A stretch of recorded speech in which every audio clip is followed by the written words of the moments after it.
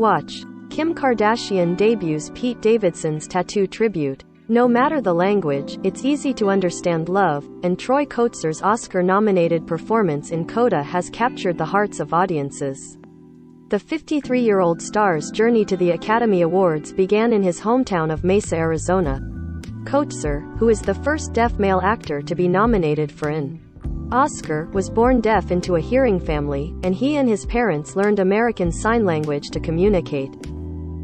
As he shared on a recent episode of the Hollywood Reporter's podcast Awards Chatter, his father was a huge part of his childhood and would take him golfing, water skiing and camping, and would coach his sports teams. But when Kotsur was 17, his dad was hit by a drunk driver and paralyzed from the neck down. "My father was unable to sign or communicate with me any longer," Kotsur said on the podcast through an ASL interpreter.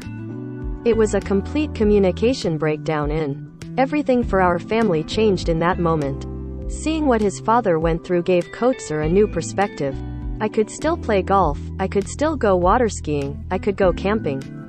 You know, it didn't matter whether I was deaf or not," he continued.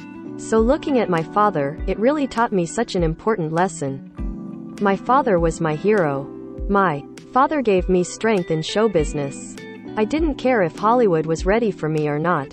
I had to remain persistent and do what I loved."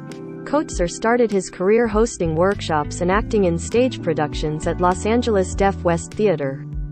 In fact, it was there that he worked with Paul Raci from Sound of Metal, a 2021 Oscar favorite that Kotsur had also auditioned for, and performed in shows that were attended by Marlee Matlin, the first deaf actress to win an Academy Award and his future co-star in CODA. Kotsur also directed, spearheading the 2013 film No Ordinary Hero, the Super Deafy movie featuring Matlin, and made several movie and TV appearances, including in CSI, NY, The Number 23 and Scrubs. Still, life in Hollywood wasn't easy, and Kotsur considered quitting the biz. "I was starting to feel like giving up," he said on Awards Chatter. "And so I auditioned for CODA, and I told myself, this is my last chance. This is my last hope. And I gave it my best shot. The rest, as they say, is history." Not only did he land the role, but CODA has been nominated for Best Picture and Best Adapted Screenplay Oscars, and Kotsur is up for the Academy Award in the Best Actor in a Supporting Role category.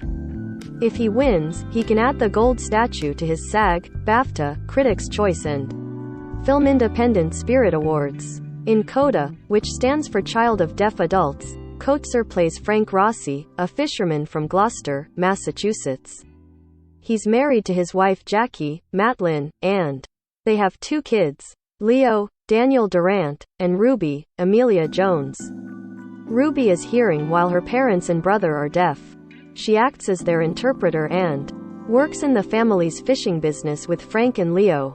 But when she develops a passion for singing and is encouraged to apply to the Berklee College of Music, she feels conflicted over whether she should stay with her family or follow her dreams.